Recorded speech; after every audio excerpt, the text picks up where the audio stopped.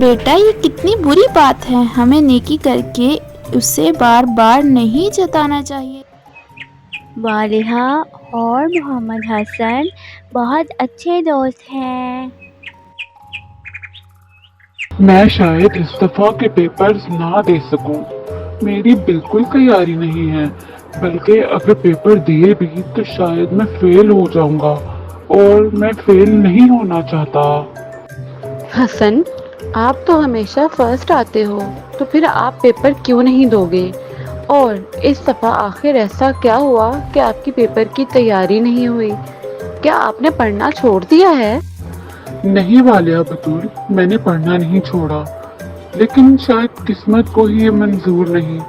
پہلے میرے بابا کی جاب چلی گئی، اور پھر ماما بیمار ہو گئی، میں اسکول ہی نہیں جا سکا، اور اب جب اسکول شروع کیا تو امتحان سر پر آ گئے، اور اب اگر میں امتحان دوں تو یقیناً فیل ہو جاؤں گا۔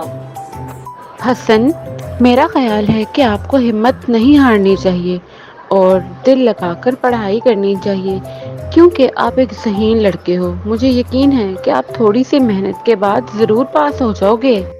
آپ کی بات تو صحیح ہے والہا بطول، لیکن میں تیاری کیسے کروں؟ مجھے یہ سب کون سمجھائے گا؟ امی تو مجھے ابھی نہیں پڑھا سکتی کیونکہ ان کی طبیعت ٹھیک نہیں۔ پھر آپ ہی بتاؤ میں کیا کروں؟ ارے پریشانی کی کیا بات ہے حسن، آپ مجھ سے پڑھ سکتے ہو، میں جتنی ہو سکی آپ کی مدد کروں گی، میں آپ کو سب کچھ سمجھا دوں گی۔ آج سے آپ میرے گھر پر روز شام کو آ جایا کرو۔ یوں والہا اور محمد ہنسی خوشی پڑھنے لگ گئے، مگر پھر کیا ہوا آئیے دیکھتے ہیں۔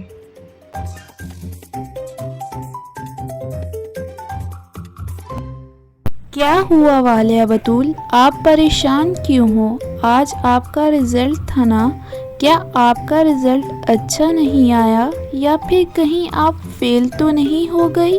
نہیں دادی، میں فیل نہیں ہوئی، میں کلاس میں دوسری پوزیشن پر آئی ہوں اور میری پرسنٹیج بھی کافی اچھی آئی ہے۔ تو پھر بیٹا اس قدر پریشان کیوں ہو؟ کسی نے کچھ کہا ہے کیا، یا پھر کوئی بات تو نہیں ہو گئی؟